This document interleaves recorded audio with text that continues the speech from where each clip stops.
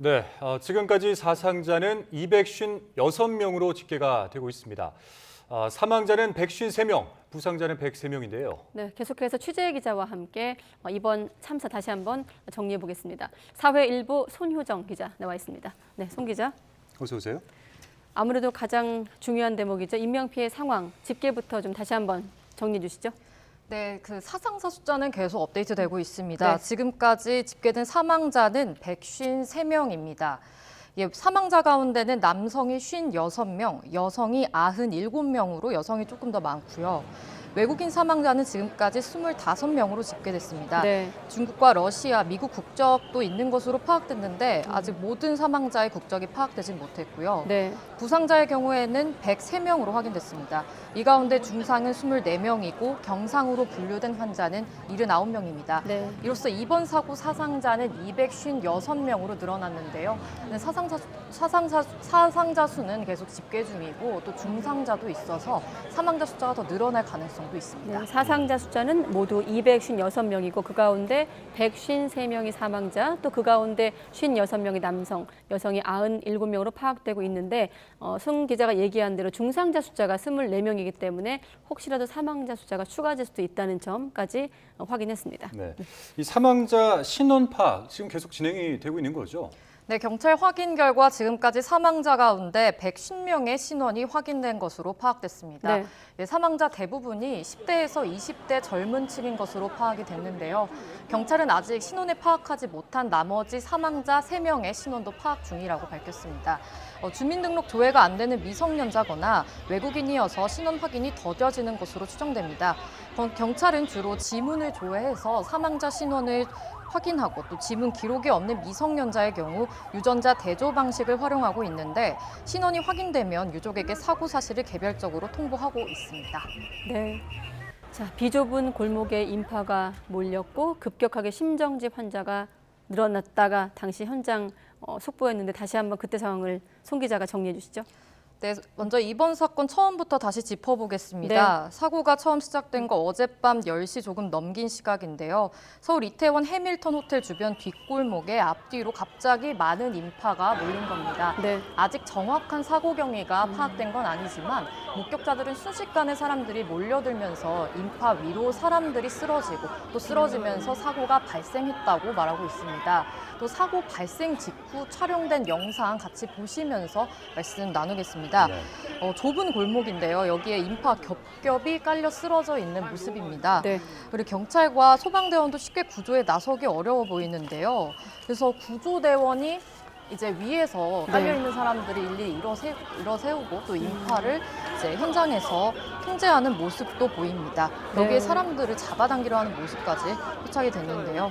보신 것처럼 사고 현장으로 지목된 골목은 평소에도 한 번에 대여섯 명 이상 지나가기 어려울 정도로 비좁다고 굉장히 알려졌습니다. 좁더라고요. 예. 그래서 결국 근데 이 상황에서 사람들이 한꺼번에 모이면서 수백 명의 의식을 잃고 호흡 곤란과 심정지 증세를 보였습니다. 출동한 소방관들뿐 아니라 주변 시민들도 구조에 나섰지만 결국 대규모 사상자가 나오게 된 겁니다. 네. 자, 굉장히 이제 좁은 골목길이기도 하고, 물론 이제 많은 인파가 몰렸지만, 우리 손 기자가 보기에는 이렇게까지 피해가 커지게 된 근본적인 이유가 뭐라고 생각하십니까? 이제 축제라는 특성상 몇 가지 또 특성이 꼽히고 있는데요. 네. 먼저 YTN 현장에서 촬영한 사고 직전 모습도 같이 보시겠습니다. 네. 예, 보시는 것처럼 그 골목에 사람들이 빽빽히 몰려있는 모습입니다. 이때는 사고가 발생하기 전인데요. 근데 이 골목에 테이블이나 구조물이 놓이면서 사람이 지나다닐 수 있는 거리는 더 좁아졌습니다. 여기에 사고 지점에는 또 경사가 급한 내리막길도 있었다고 알려졌고요. 네. 또 이 과정에서 술이나 음료가 쏟아지면서 바닥이 더 미끄러워졌다는 제보자의 말씀도 있었습니다. 이런 탓에 이제 일부 가게 주인들이 급하게 사람들을 가게 안으로 들어오게 하거나 또 벽을 타고 올라가서 이제 대피하는 시민들의 모습도 있었습니다. 취한 사람들도 있었겠죠. 예, 그렇습니다. 네.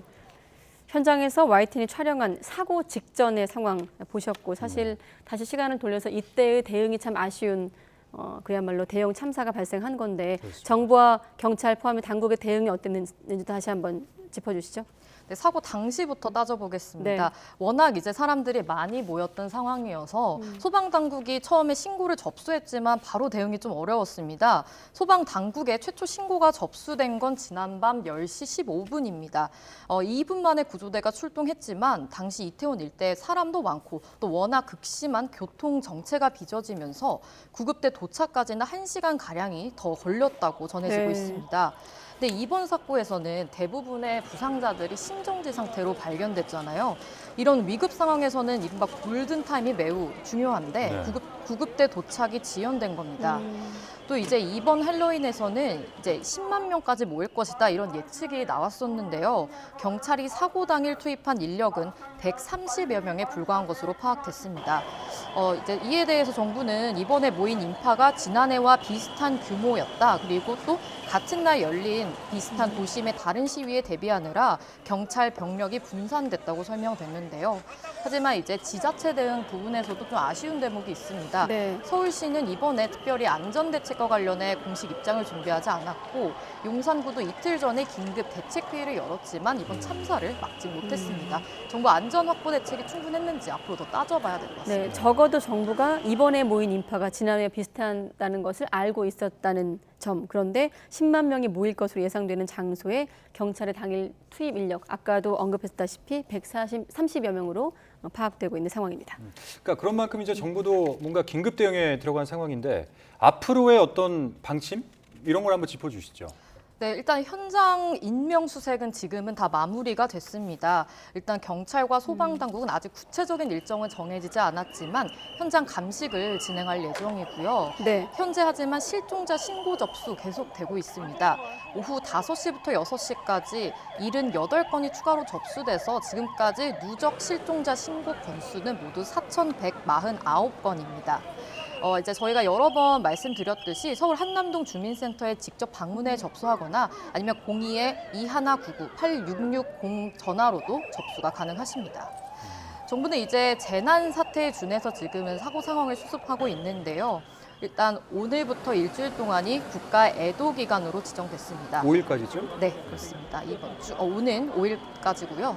또 참사가 발생한 서울 용산구는 특별 재난 지역으로 선포됐습니다. 정부는 한덕수 국무총리를 본부장으로 하는 사고 수습본부를 가동했고 행정안전부는 사고 원인에 대한 정밀 조사에 나섰습니다. 경찰과 검찰도 각각 대책 본부를 꾸려서 사고 조사와 수습에 가용 경력을 최대한 동원할 예정입니다. 네, 알겠습니다. 사회일보 손효정 기자와 함께 이번 참사 다시 한번 정리해봤습니다. 수고했습니다. 고생하셨습니다.